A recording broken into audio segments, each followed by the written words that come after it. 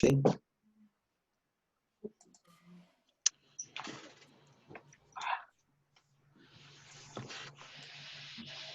Afternoon, Frank. Good afternoon, team. Good afternoon. Right, well, I think let's make a start. I'm now going to mute everybody and pass you all over to Chris. Let me just hold on.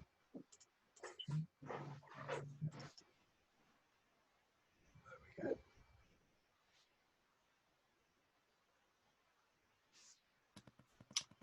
Okay, I guess I'm connected now, yes? Yep. Good. Well, first of all, if only I could see me, that would be good. Where am I? There. Right, well, first of all, thanks very much for joining us. Secondly, if you haven't bought this, you ought to. There's still some available.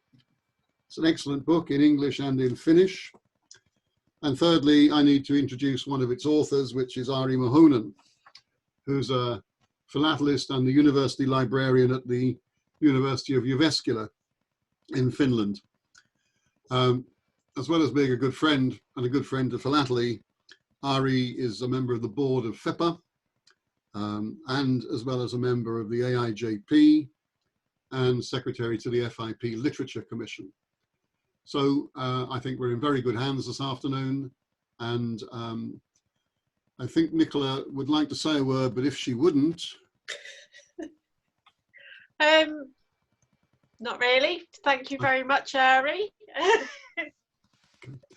I was simply going to try to give her an opportunity to practice her Italian for Bruno's event in 2 weeks' time.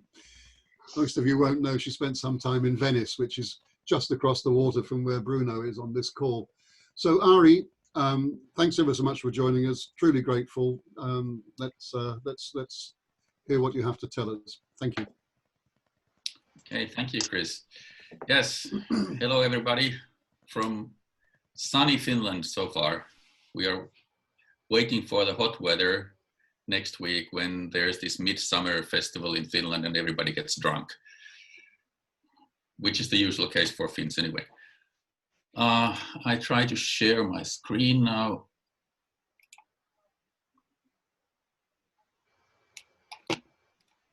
There. Okay, good.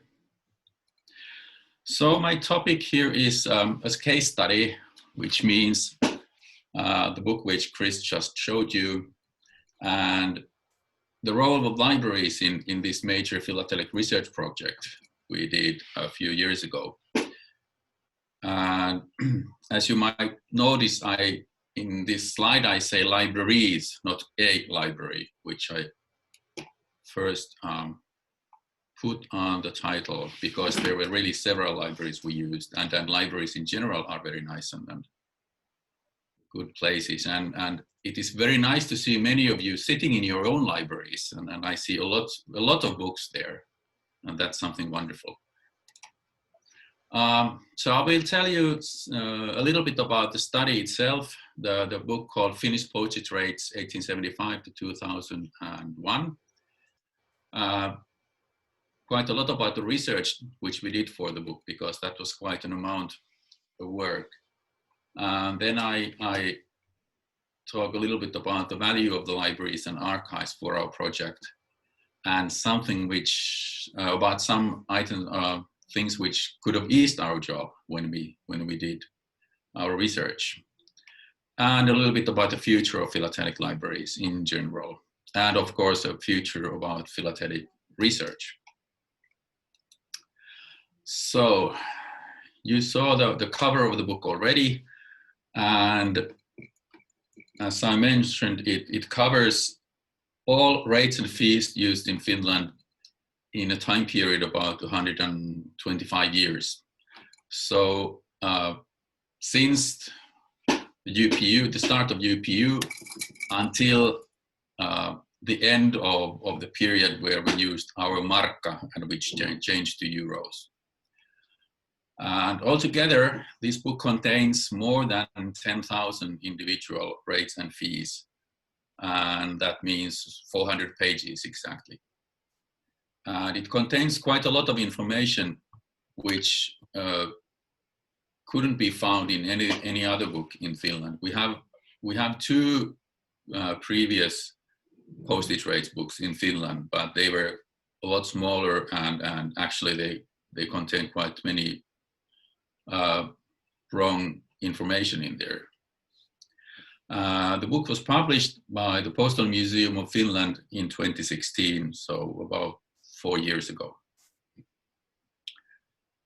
And something special in this book is that we have placed the primary source of each individual rate and fee into the tables.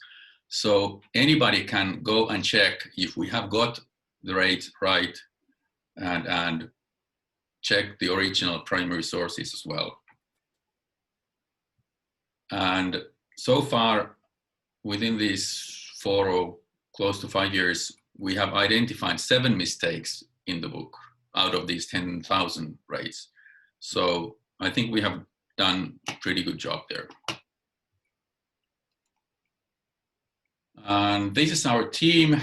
It started in 2013 when 2 guys, Juhani Kerppola and Harri Alahonkola, thought of collecting postage rates from 1930s up to 1960s, because that was the period of the definitive series they collected themselves. But then they wanted Hannu Kauppi with, because he is really the master, he's an expert in that field. But Hannu suggested that, okay, it should cover a much broader scope. So they decided to do it to cover all these 125 years. They took Esko Seitsonen with, because he's the Finnish expert on Finnish airmail rates. And then finally they thought that, okay, they need one guy who knows about postal history and about writing a book. So then they took me with. And in the beginning, we didn't have a really clear idea what we are going to do. Well, we knew that we are going to write about rates and fees. But had we appreciated how much work was necessary to complete the task, we would never have undertaken it, because that was a lot more. I mean, about 3-4 times more we thought, and it was a lot more complicated. And the complexity originates from the postage rates publications of our General Post Office, because they changed the publication procedures over time, 5 or 6 times, maybe even more. So they've produced many kinds of different publications and a lot of different publications, and also the logic of the rates. And that made the work really difficult. And actually, we really had to learn how to think like the officials and clerks at the time. We had to kind of dig into the publications and find the logic in there. And originally, we thought that we just collect the rates and fees from our circulars, because most of them are there. And then the small changes, the post GPO, they changed the rates really often because of the kind of exchange rates and all that. And these additions and changes, they didn't publish in the books, but they published them as kind of small papers and leaflets and brochures. And these were really hard to find. And then really we had to find the logic behind the whole procedure. And so it was really rewarding to find out the logic, and it really gave satisfaction to us. And ultimately it allowed us to finish the project successfully. And because of these procedures of the GPO are the key to understanding the rates and fees, I give you a better insight to them.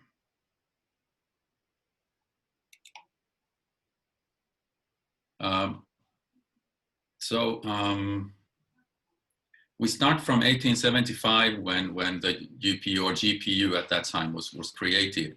And as an autonomous Grand Duchy of Russia, Finland was also able to take in use the regulations of the UPU.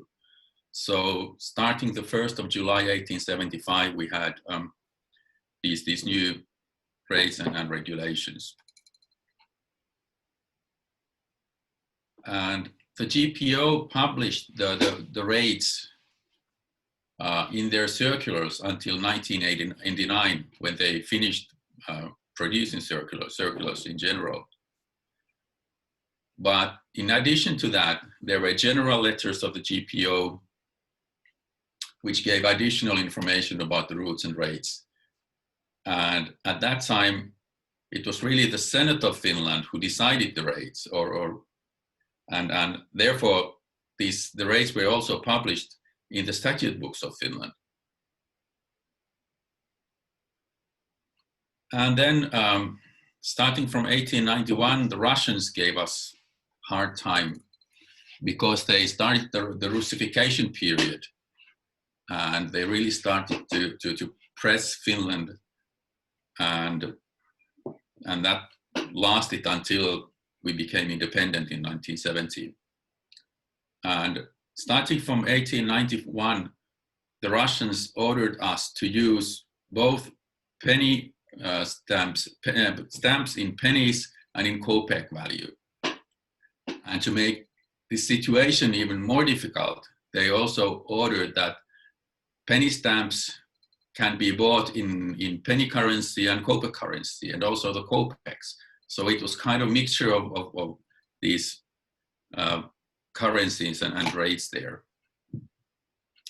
And therefore, Finland got its own kopeck rate stamps in 1891. And finding these rates and fees both in penny value and in kopeck value was sometimes really a challenge. And one of the reasons was that the GPO started to publish these small booklets with these currency converting tables, which they used. And nowadays, it's impossible to find all of them. So maybe, I think we may have missed some information because of this, but nothing bigger. We have still covered practically everything in our book. And then another special period in the history of Finland was the spring of 1918, when we had a civil war here.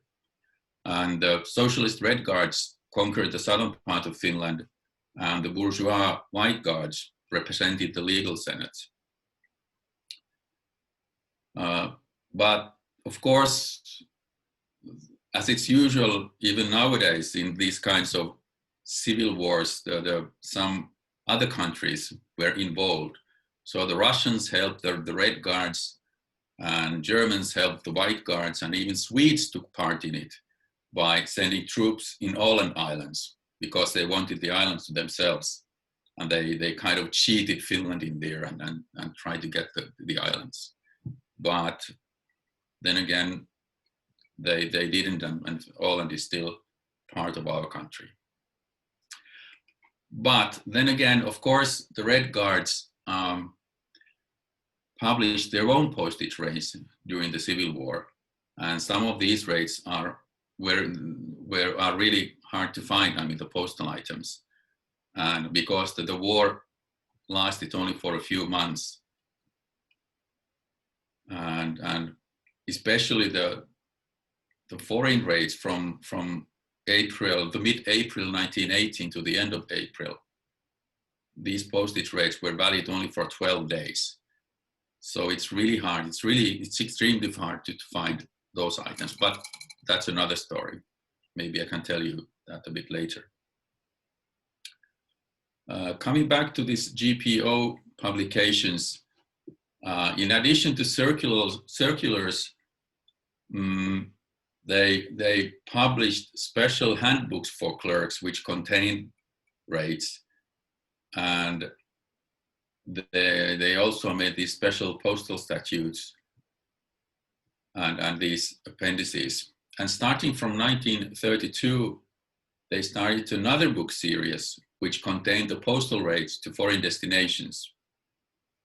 And for telling the audience of the postage rates, they also started to publish posters which were placed on the wall of the post offices. And again, all these little changes to the postage rates, they published in the appendices of the circulars up to 1943. And then during the Second World War,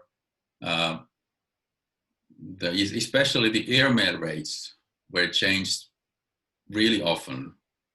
And then they didn't have time to publish anything. So the GPO sent so-called rapid messages. I don't know if that's really the word in English, but special messages to the post offices where they announced the rates, which were in use only for a few weeks at a time. So I think those were the hardest rates for us to find in general. And again, 1943, the GPO stopped, or they replaced the appendices with special separate correction sheets. And that was the period which we really didn't find any information in the beginning. And it was not until I went to the library of the Postal Museum and I was allowed to go into their archives. And then I found a little box there with these special correction sheets. And then I went upstairs to ask the librarian and said that, well, you have told us nothing about these correction sheets. And she said that, well, of course I knew that they were there, but you didn't ask. So when a person goes to a library, he or she should really know what to ask for. And that's something interesting. Of course, myself being librarian, we usually know a lot more about our collections than the clients. And quite often we can guess what the person wants and needs, so we can tell them. But sometimes we as clients have to know what we are looking for. And then in 1957, all these books and correction sheets and appendices were replaced by postage or postal rate binders for post offices. And of course, when they had these loose leaves, they were changed when the rate is changed. And the GPO published these loose sheets. And once again, that was really hard to find. And there is only one library in Finland who had them. Unfortunately, we were able to locate them. Then in 1990 onwards, the Finnish Post Office was changed to a state-owned company called Post Limited. And then they stopped publishing the circulars, and instead they just published some kind of marketing materials, brochures, leaflets, and that was the only place, or the only documents we were able to find the really rates there. And in addition, they kind of went mad in there, and they started to publish or use very strange different postal rates. And I show you some examples later on. And then this present time we are living in, this will be really hard for postal historians, at least in Finland, because these basic rates are published in these leaflets. But anything else is published only on the internet, on the website of our post office. And they are in some kind of database. So you ask for some rate and then you get it. But there is no complete list anywhere to be found. For example, our parcel rates. So I don't really know who who will be able to publish a book about the current postage rates in Finland? I think no one. And that will be a big problem in the future. Right, so just to give you a little list of all these things which we had to find out from the GPO. There were the circulars and their appendices, general letters, annual reports, guides to these clerks, postal service tariffs in books and booklets and posters, and then also in kind of wallet-sized little brochures. Then we used the GPO archives, the statute books of Finland, UPU agreements, and a little bit on these secondary sources. So the few previous postage rate books and the state calendars of Finland, which also contained postage rates. And here are some examples of the documents we had to use. This is a circular which were first published only in Swedish language.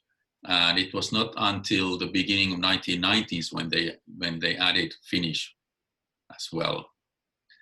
And this one was taken in use in the 1st of July 1975, and it gives the first UPU rates in Finland. And this is really neat and easy to use. So that was the easy part in our job. Then an example of other kind of publication of the GPO, this is the postal handbook, which was published in 1911. And here the GPO collected all the rules and regulations at that time. But when there were changes in these regulations or postage rates, they published these appendices, and either the clerk had to write the new regulation or fee by hand, or else cut the appendix and then place the new rate or fee. Here they glued this piece of paper and they hid the old rate. And sometimes it was really difficult to find out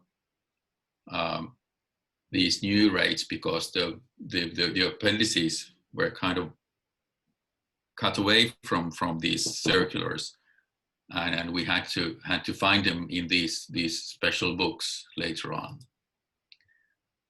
This is an example of this postage rates to foreign countries from 1939, and in here it was the same case. When there was a change, the clerk had to cut the piece of paper and then glue it into this book again. And here you have one of these appendixes. So changes into the letter rate, Finland to foreign countries, 1939, change number 36. And then it gives you the pages where you have to replace the tables. So you had to cut this out and glue it to the proper place of the book. And this is an example of the binders from 1957. And in here, there were these correction tables where they say that, okay, on page B4, you have to replace the airmail rates. And you have to add Guinea, and you have to take away French Guinea, and so on.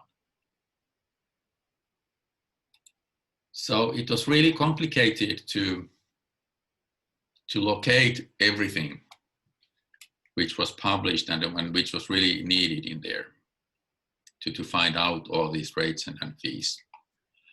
But then I give you some examples of these really strange postage rates. Well, it's not postage rates, it's these special fees which were paid by adding a stamp, a postage stamp to a piece of paper, whatever it was. So this is a deposit to place money to your own account in the Postal Savings Bank. And it really cost a few marks to do that. The sum is not a big one. I mean, that's about the same rate as was for the printed matter at that time. A little money, but still people had to use stamps to pay for it. And this is kind of the strangest what I found there. Fee for sending ragged banknotes to the Bank of Finland. If you send that, you had to pay 25 marks in order to get the kind of clean new banknotes back to you. And actually, the funny thing is that we know we have one example of this. So it really was used. And then, of course, being in Finland in 1990s, we had a special rate for a parcel with a pair of skis or a bicycle. And I think that is something which we really can get hold of. I mean, I don't know if they placed a stamp on the bicycle or the postal card. But all kinds of strange things are in our book, and if you get a hold of it, there is one copy actually in the Royal Library, so you can go and look what kind of strange things we have in Finland, or we had in Finland. Now, coming back to the libraries and archives, we had to consult several libraries, of course. The main one was the Library of the Postal Museum of Finland, which had most of the different books published by the GPO. And then we have 6 free deposit copy libraries in Finland. And fortunately, this Jyväskylä University Library, which I run here, is one of them.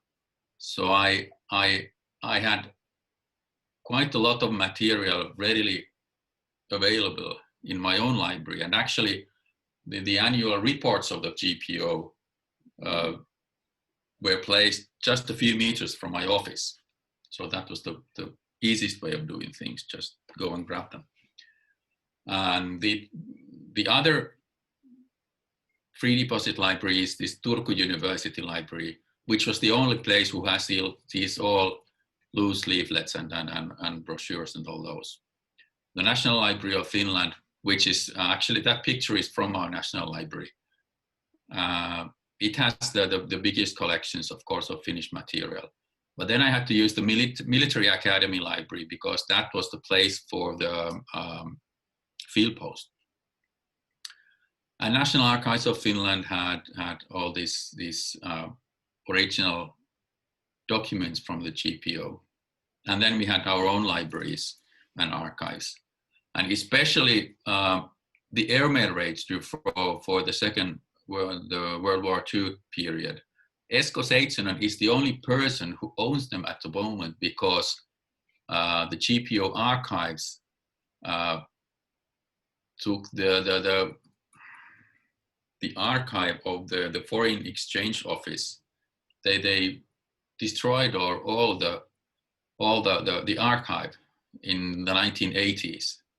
And it was just before that when Esko was able to go in there and photocopy most of the material. So there is only one copy in the world available anymore. That's a photocopy, and that's in Esko Seitsonen's own library. So nobody can access that. And we just hope that Esko will give them pretty soon in the Postal Museum so they could scan them and put them on their website for everybody to see. And here is the picture of my library in here, actually.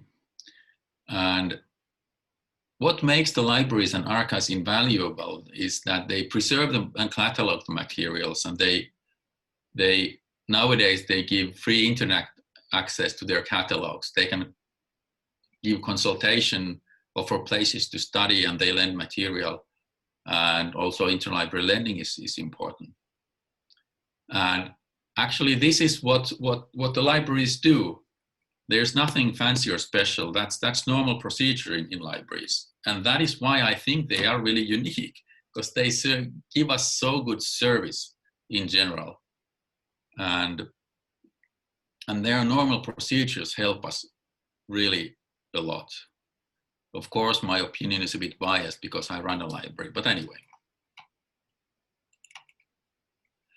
So what kind of problems did we have when we did our research?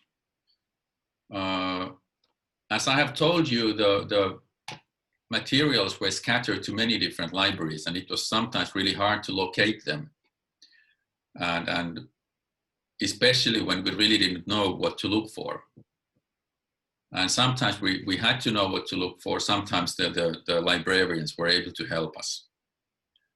And still nowadays, libraries don't have everything in their databases. Some of the catalogues are still in card catalogues or books or whatever. So it is not always easy to use the libraries.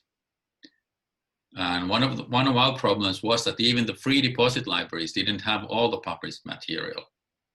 And if they did, it was only in one place, in one deposit library.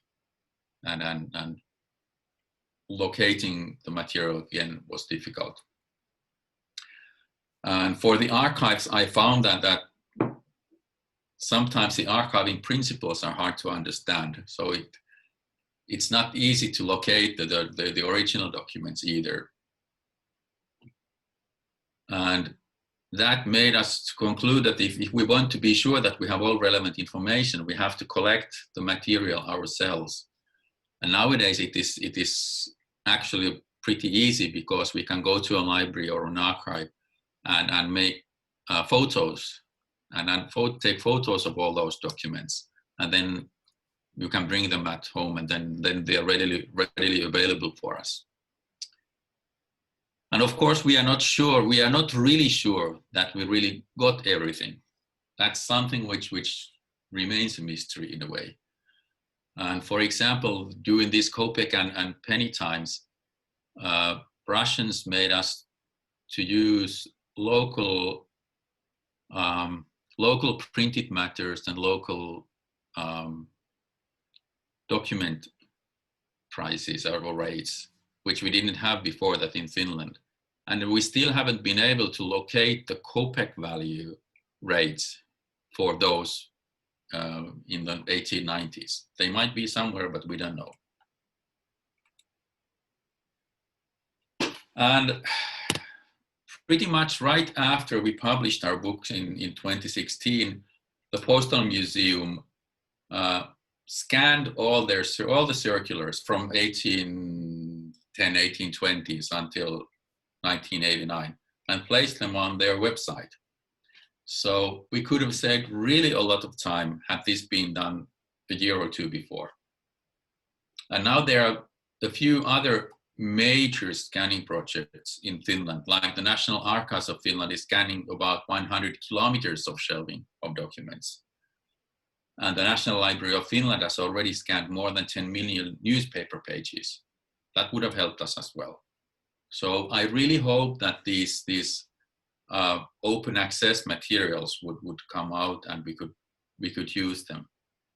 Just a day or two ago, I found out that the French that France has also scanned their old GPO documents. So that will be really interesting to go there and see what they've got.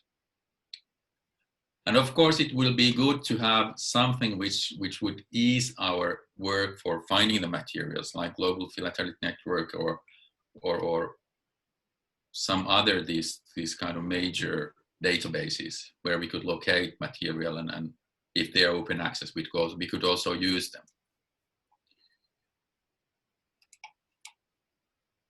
This is my last slide and my last topic, the future of philatelic libraries in general. The Postal Museum of Finland is really committed to go open access and scan and publish really everything they can, which the copyright law allows them. Sooner or later, they have these projects going on. And we'd really like to get all these GPO materials. They do have an article level bibliography of of philatelic articles in our philatelic journals, and that could be enlarged. And also improve the library catalog with better search engines, so we could find the material easier. Something which I still miss is all kinds of ephemera, like exhibition catalogs and auction catalogs. Those contain really important and interesting information, and they should be available somewhere. And that is something I have collected on the website of FEPA.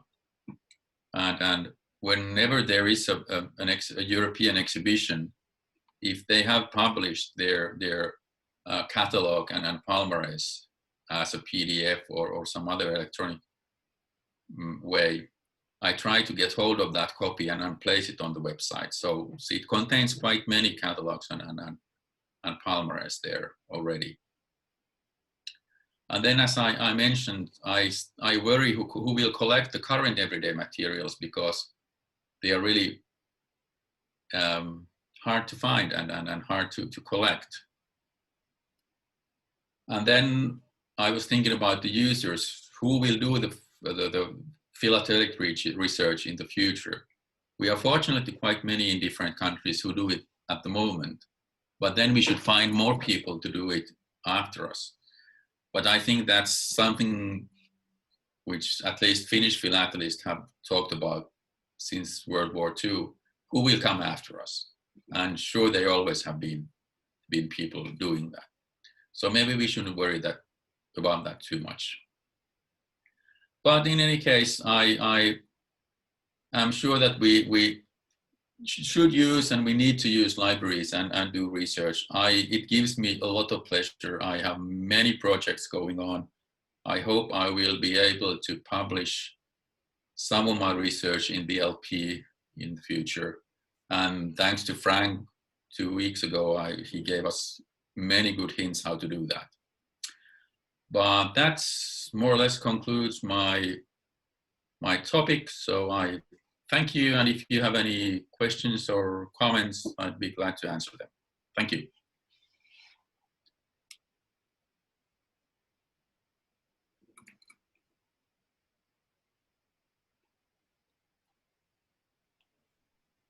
Still,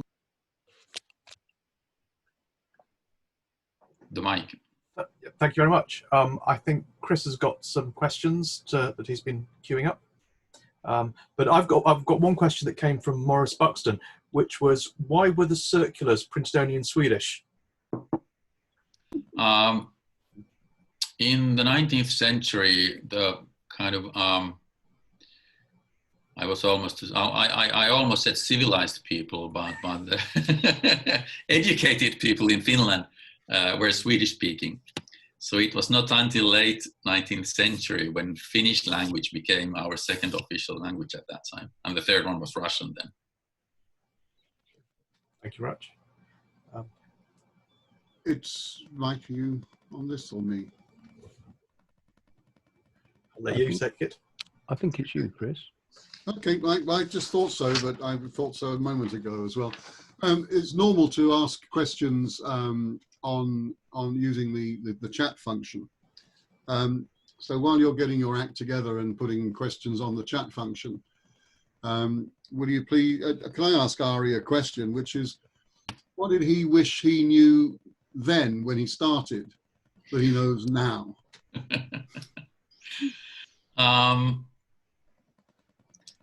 Well, I think it was quite fortunate not to know that much in the beginning, because that would have been, I would have given a second thought if I really start that project in the beginning.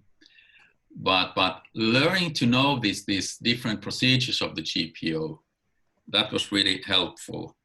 And the second thing is that I really did a lot to learn how to use archives, because they are different from libraries, and the logic in there is a lot more difficult to understand, because you really the procedure in Finland at least is that the unit which archives its material is the kind of source of the information, and not the unit which receives the information. And that took me quite a long time to find out which kind of I'm losing my words. Which office archived its own material and where it is, and then it is placed in different places in Finland. The National Archives of Finland has 9 locations in Finland, I think. So I had to go to Helsinki, to Jyväskylä, to Mikkeli, different places to find everything. So really what I needed at that time was the knowledge how to do research. That's ever so slightly depressing. Richard Berry has a question. Can we unmute Richard, or should I ask his question?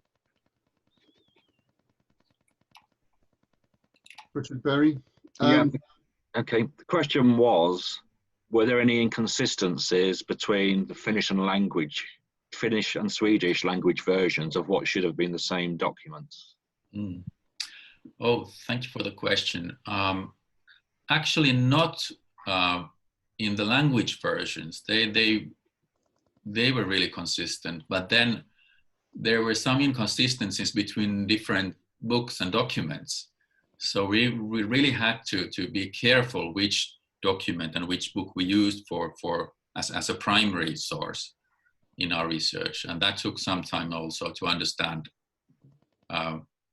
which one was the rate which was really used. And of course we consulted a lot of different postal items we had ourselves or our colleagues had. So we made sure that that specific rate was really used in postal items. Thank you. A question from Charles Oppenheim. Yes, you've highlighted, Avi, the current problem of materials only being produced on the internet and not being printed and therefore easily archivable. What do you think philatelic libraries should do in addressing that problem? That is an interesting question. Well, basically, I think there are 2 solutions. Either they could ask the kind of original decisions made by the post office, because they have to be documented somewhere. Mm.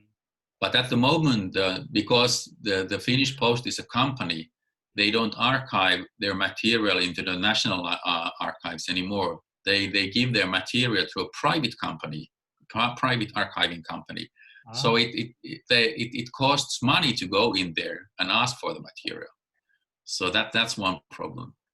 And then I have been thinking about myself that, okay, maybe I should just go to the internet and check all the different countries and all different parcel rates there, and then just put them on an Excel myself. But that would take a lot of time, I think. Yes, it would, most certainly. Thank you. I think the British Library had a project where they were trying to archive particular websites. I don't know what happened to that, because that is part of a solution, is an agreement, even if it's with a private company, to archive part of the websites. I don't know either what happened to that. No, they certainly started it while David Beach was the curator, but whether they continued, I don't know. Frank, would you like to say a bit about the Global Philatelic Library and anything that you feel might impact on it from what Ari had to tell us? Of course. Ari, you put on your slide GPN. Did you mean GPL? Yes, I did. Sorry about that. GPN is a German company. Yes. Oh, gosh. What a mistake. Let me go way back in the history of the GPL, because what we tried to do was answer some of the issues which you've highlighted today. We realized that there were many philatelic libraries in the world who just didn't talk to each other, and they didn't know what each other had in their collections. So the point we reached about 3 years ago, I'm doing this from memory, I think there were 27 different philatelic libraries in 14 different countries, it's about those numbers, who all contributed their lists of artifacts they held. This is predominantly handbooks, but it does also cover auction catalogues and periodicals, journals. So what we tried to do was suck all that data and put it into a single searchable database.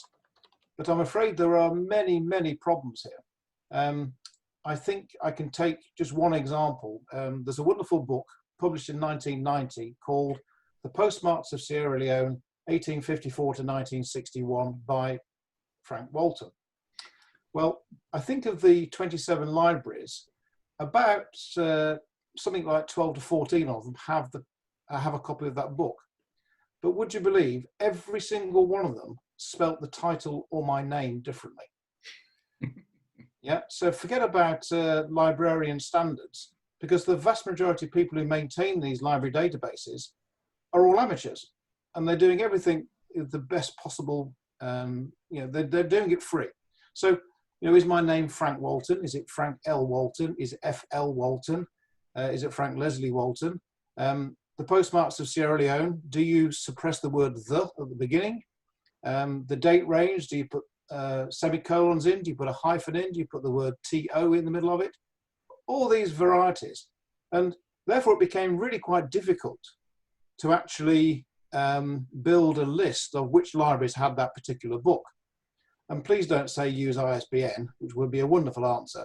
But sadly, very, very few philatelic libraries have actually taken the initiative of adding ISBN to their library lists. And of course, the vast majority of historic philatelic handbooks don't have an ISBN anyway. So although it is the obvious answer, I'm afraid it just doesn't work. So what we do have on the Global Philatelic Library is a fantastic list of the holdings of these international philatelic libraries, and all the big American libraries are in, many from Europe as well. Australia have joined us, and there are other representatives in Europe as well. So that's a great place to start if you want to find a published book. I have to say, I used it all the time when I was editing the LP, trying to work out what a book was actually called.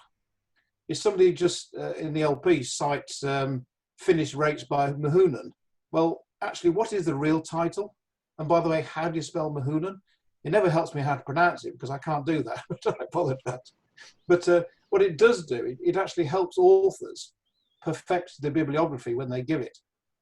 But does it really? If all the librarians have typed the name differently in the first place, you don't know which is the right one. But I think I'm much more interested in the what I loosely called grey matter. In other words, books which aren't officially published. And you said something which made a huge amount of sense to me earlier. You talk about if you really want to find out something, then build your own copy of the library. Something which is very dear to my heart, and I believe Maurice Buxton's on the call, and he and I have discussed this many times. If you want to have a look in the British Post Office guides, well, there is almost a full set in the Postal Museum in London. The Royal has got quite a few, but the Royal is 160 miles away from me. The Postal Museum is 165 miles away from me. And you want to try and get into the Postal Museum and do serious research. They're just so difficult to access it. So the Royal has actually, in the last year or so, decided we're trying to build our own collection of these, because many philatelists go to Abchurch Lane from out of town, and they don't have time to go to the Postal Museum as well. But I'm afraid, what do? Every time I see them, I buy them. And I've probably got about 20 of them now, and I try really hard in a particular narrow date period I collect myself. But, here's the big but. They're not right. they don't have the rates for posting a pair of skis from Fiji to Ireland, wherever it was. There's all sorts of things not in there. And this is where Maurice has come back. Maurice Buxton, I must credit him with a huge amount of work he's done on British postal rates, all of which are on the GBPS website. But what Maurice has done, he's actually digitized the underlying warrants. And these are the things which the Post Office guides are written from. And if Maurice, I'm getting this wrong, please jump in. But basically, it is those warrants that actually tell you all the real details. And that's where you find out the rate of posting a pair of skis from Tunbridge Wells to Wales, you know. And they need to be found. And Morris has done a brilliant job doing it.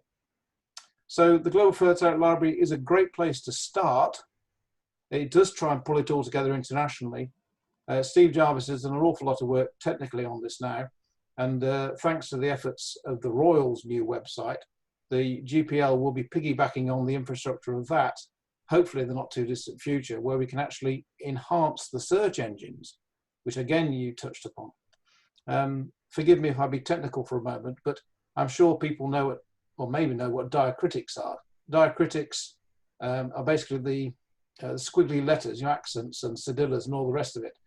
And of course, if you don't know that somebody's name has got an accent in it and you type it without, then some computer databases just don't find it. And vice versa, if you're very clever and type a diacritic or an accent on a name you're searching for, but the librarian didn't type it when they put it in the database, then again, you don't find it. So the power of these search engines needs to be enhanced considerably. And at the Royal, we do try and do these things. But I have to say, we haven't got the resources that Google's got. So, Okay. you know, a few thoughts on this is, there's an awful long way to go, but we are trying very hard. Can I just add to that, Chris, if I may? And actually, if you don't mind, I'm just going to share the screen. Just want to show you the point that Frank was making. So just bear with. There's one I prepared earlier, or didn't. Sort of, just a sec. Frank was explaining about the number of libraries and so on. You can see what I'm looking at there. Hopefully you can all see that. That is indeed the Royal's website. I've gone onto the catalogue search page. And if I click on that list, there are the 26 libraries. You were close when you said 27. There are the 26 libraries that have contributed their information. I think the NPS was the 27th, Frank. Say again? Which one? I think the NPS was the 27th.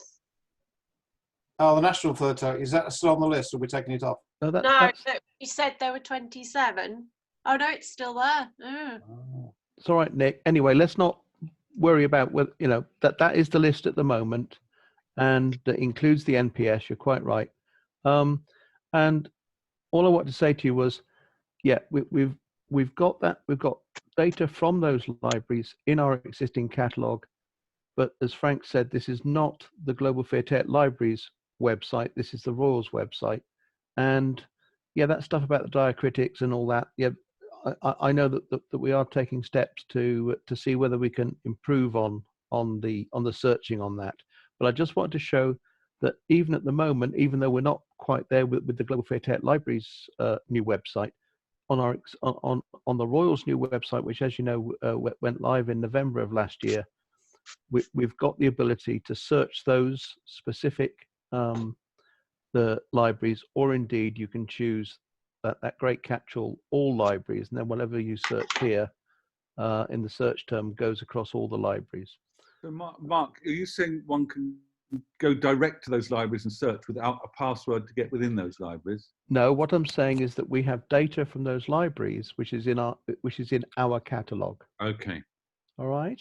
What you can do, Simon, you can actually search the contents of those libraries of the data they have made publicly available to the GPL. Because, I mean, one of the questions I've just put up on the chat thing is about the, you know, Chris mentioned archiving websites, but these websites have a plethora of data inside them. The data requirements to try and archive everybody's data is huge. Yes. And you know, it's beyond my comprehension of how someone can do it and who buys the capacity to log all that data. Yes. Yeah. But what we've been able to do, because obviously we're part of the Global Philatelic Library, is those libraries that are listed there periodically provide us with you know, information from their catalogues in terms of what they have in their libraries, and we integrate that data from their catalogue files into our database, into our catalogue. Okay. If I can just address Simon's numbers question. The last time we added it up, and this is mostly Steve Jarvis doing the work with some help from me and one or two others. The last time we added it up, there are over 1 million references in the Royals catalogue. I'm on a call. A lot of that is article index entries. Yeah. So many philatelic periodicals, we've actually got article level data about every article that's been published, whether it be including the title, the date or the issue number, and the author. So if you want to search on postmarks of Gloucester railway station, I can tell you that there is an article in there indexed, for example. And it's those sorts of things which, in a million rows of databases, to that article. It won't actually have the article itself. It'll give you the route map to the article. Is that what you're saying? Sometimes it does. It's Okay. what we did do in the GPL. We actually specified basically a row, which attributes of each reference that were going to be indexed. And one of the fields is a URL. Okay. And depending on the policy of the donating owner, they either could or couldn't include a URL. And funny enough, the Gloucester Station one I happened to pick up randomly was from the Midland Postal History Society. And they generously did actually give us URLs to online access of all of their articles. And you know, the British West Indies Study Circle, they've given PDFs of every article as well. I mean, I'm the Sarawak Society librarian and archivist, and have been for many years. Yeah. We haven't sort of. I've still got paper and books and thousands of files, but I don't have it. I don't have it electronically because it's the mammoth task. The mammoth task of putting. Well, many societies are actually addressing that now, and they realise that keeping up to date with paper indexes is almost impossible. And there was one study circle, which I won't name. They were adamant that they wanted to produce another paper index. And guess what? They did that, and then I digitised it and put it on the Royals website with their permission. And guess what? Nobody uses the paper one. Mm-hmm. Why on earth would you want to look through paper? If you've got an article on censorship of an airmail covering World War II, well, how do you index that paper nowadays? What's your primary key? Yeah, no. I have a list of articles digitized, but the articles themselves I haven't got round, because thousands of articles. I haven't got the time to sit and scan every article in. It's well, finish to say that. Can I just put an advert in here for something the Royal does do? And Nicola's either going to thank me or hit me in a minute. I don't know which. The Royal offers a service whereby, for under certain conditions, they will digitise an entire run of a specialist study circle journal. The deal is that the owner, i.e. the specialist study circle, can either pay for that to happen, and we use our volunteers to do it, or we do it on a quid pro quo basis, where if you do 1,000 scans of your own material, then you do 1,000 pages of scans which Nicola puts in front of you. And if you provide the labour, the Royal will provide the machines. Basically, if you do one for you, one for me, one for you, one for me. And the Royal has taken on many specialist study circles back catalogue of magazines. Oh, we have digitised the journals. It's all the years and years of articles from old other magazines. I've got journals are digitised. Yeah. Well, what I'm going to do is not tread on Charles Oppenheim's toes, but copyright is a massive problem for that. Yeah. Yeah, we're not discussing copyright today. No, that's later on. Can I just stop this game of ping pong for a moment, please, and ask? I've got two specific people I want to call. The first is Nicola, responding professionally to the challenges set out by Ari and others, because I mean they are the $64,000 question. I think the first and the second person I'm going to call after Nicola, trying to get a handle back on this, is Maurice Buxton, to talk a little bit about the GBPS website, which is a truly super piece of work, and I'd just like him to tell us a bit about what he has on there. So Nick, please. Well, the first thing I'll say, just to add on to what Frank said about the scanning of journals for societies, because we haven't got a very good scanner, and the other condition of it is that a copy would be kept at the Royal. that we would keep a digital copy as well, because I don't think you said that, did you, Frank? Not so clearly. Still there. I think the role of institutions like the Royal with moving forward, when we go back to talking about standards, and Frank saying about his Sierra Leone book being catalogued in so many different ways, that the major philatelic libraries that do have professional staff should take more of a role in acting as a funnel, really, for the smaller libraries that do have are just cataloguing, with volunteers and that, so we can have more authority controls and tighter standards, and really use the GPL to create more of a union catalogue that you could download records, so we're not all cataloguing our own things anyway, which ultimately would save a lot of time. And if we had the role of leading with the standards for the UK and the APRL in the US, for example, and sharing the workload and working together more. And it goes back to the other issue as well, about what do we do about these digital records. And again, that's working together, because and coordinating who is digitising what, so we're not all either digitising the same thing, or that we work together as a group to identify who does what and what our priorities are as a group going forward, and share that and share the workload. And I think with the situation in the last few months, we've seen how digital resources are going to play an increasing role in our lives. And I think we have, personally, I think at the Royal, we've got a lot further in the last few months purely out of necessity, really. Yeah. Okay, thanks very much. I mean, I think the lesson of certainly the last 3 months, but I think a lesson we should perhaps have learned earlier is one that we need collaboration between the different organisations, and we need coordination between the different organisations. That's very easy said and very hard to do, and we'll have to come back to it and not here.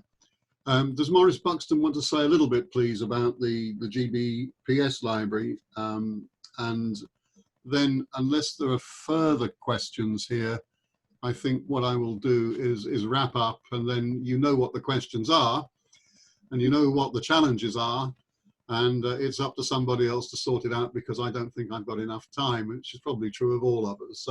So Maurice, please, a few words. Wasn't quite expecting to see this. You're looking wonderful.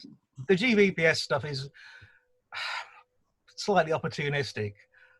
In a way, because it's the GB archives, I'm quite lucky. There are a lot of things that are available free on the web that we've just collated. For example, Google Books have scanned a lot of post office guides, for example, and things like Postmaster General's reports, and we've collated those. The London Gazette published things like treasury warrants in the 19th century and post office schemes since 1969, which give rates and some other information, and they've now digitized the entirety of the London Gazette, and with the help of a chap called John Copeland, who made a complete list of the warrants, we've got those extracted from the original gazettes and on the site. The post office warrants, which were the successor to the treasury warrants, hard to find, but the post office archives happen to have most of them. That was simply a case of there's no digital version, so I have to photograph them, bring them home, and OCR and transcribe them. I mean, I'm just looking at the list of things we've got. I mean, as I say, it's opportunistic.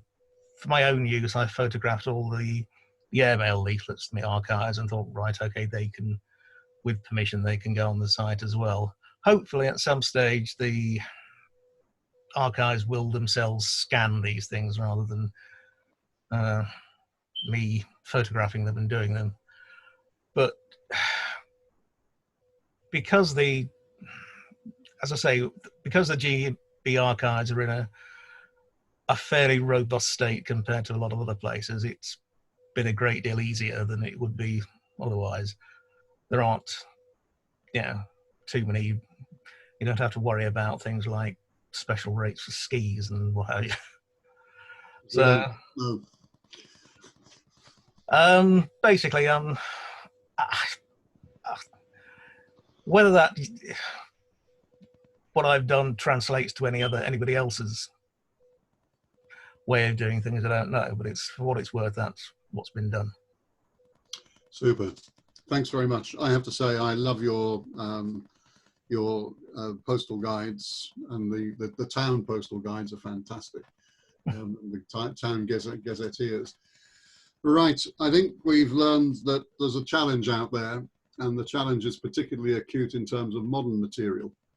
But then the other challenge is one of coordination and completeness.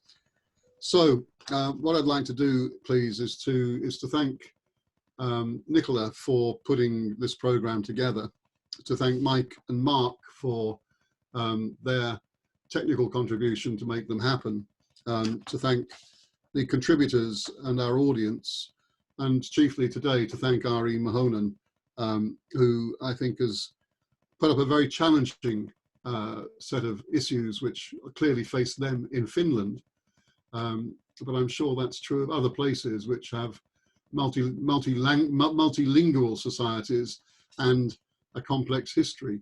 I think this is a remarkable book, Ari, it really is. And as I say, it's in English as well as in Finnish. If you're at all interested in Scandinavian postal history, it's a must. But I think that we've all learned a lot this afternoon, and I'd like to say thank you very much indeed. So, thank you. Okay. Any other questions? We can email to the organisers, and we no doubt see each other in due course when if life gets back to normal, if it ever does. So, thanks very much indeed. Do you need to advertise the next section?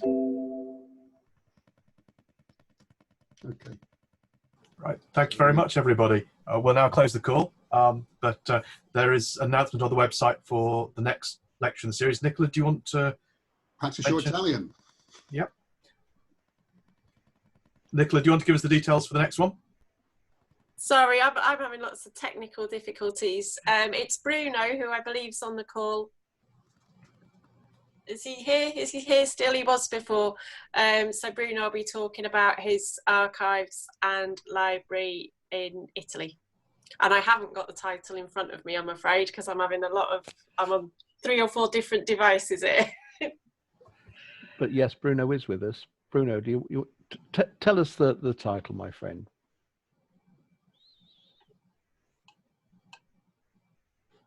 Where's Bruno? Yeah, he's going to unmute himself in a moment, aren't you, Bruno? You're on it.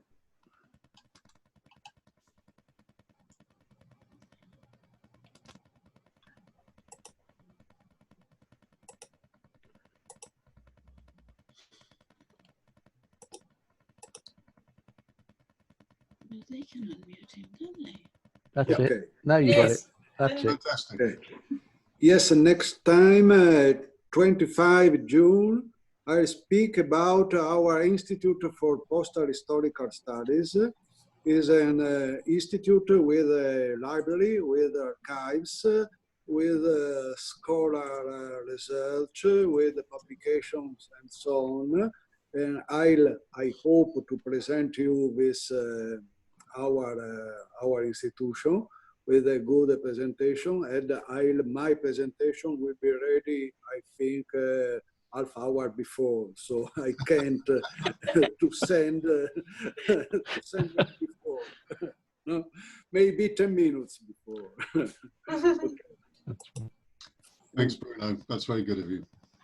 Thank you very much. That'll keep it interesting. Okay. Right. But anyway, with the discussion, I'm joining some slides about the today discussion. So the recent, the newest rules about it. Okay. Thanks very much. Thank you. Mike, over to you to shut us down, I think, Okay. unless there's any more for any more. I think that's it. Thank you very much, everybody, for attending. I'll say goodbye to you all now, and I'll close this meeting. Thank you. Thank you. Thanks, Mike. Thank you, you. Mike. Thank you. Bye.